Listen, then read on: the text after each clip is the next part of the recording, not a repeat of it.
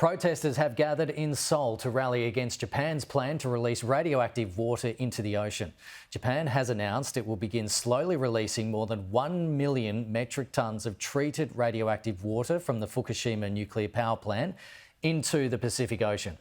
South Korea released a statement stating it sees no scientific problems with the plan but did not agree or support it. Well, let's speak to an expert on this. Joining me now is the Director of the Centre for Radiation Research, Education and Innovation, Associate Professor Tony Hooker. Tony, thanks so much for joining us. We've got 500 Olympic-sized swimming pools of water going into the ocean.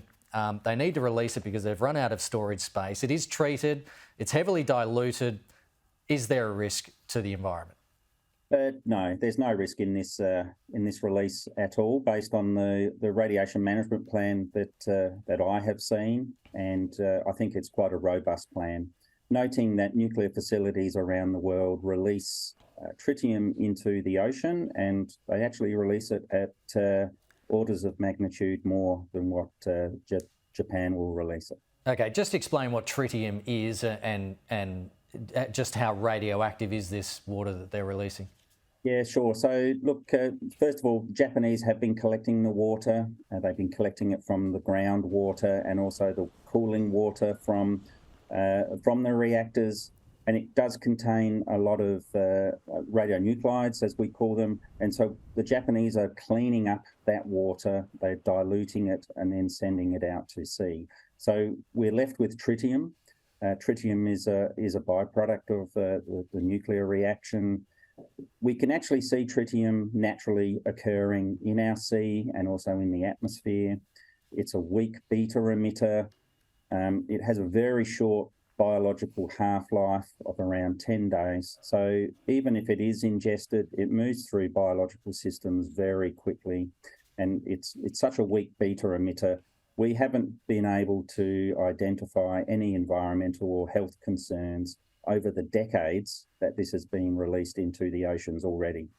Still, I mean, it's the perception of it. You've got China that's partially halted Japanese food shipments. Hong Kong and Macau say they would ban aquatic products from 10 Japanese regions. So there's probably some geopolitics going on there between China and Japan. But even South Korea, there's this panic buying of salt going on at the moment because people are worried about contamination in their salt. But from what you're saying, it's all, I guess, overreaction.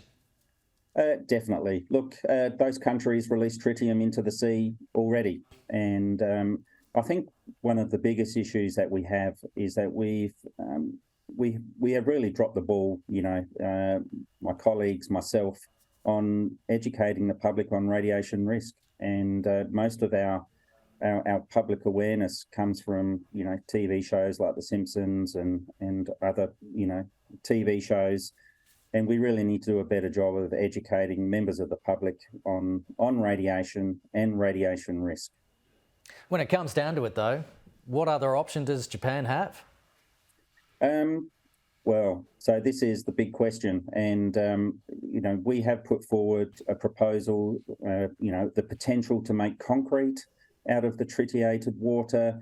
So you can bind that tritium up into concrete. But there's issues and regulations around making consumer products from radioactive waste. So that's not easy to get past. And then, this could be something that all the nuclear facilities around the world can look to into the future to determine whether there is an alternative pathway for tritium. Tony Hooker, really appreciate you coming on the program. Good to chat. No worries. Thank you very much for having me on. Thank you.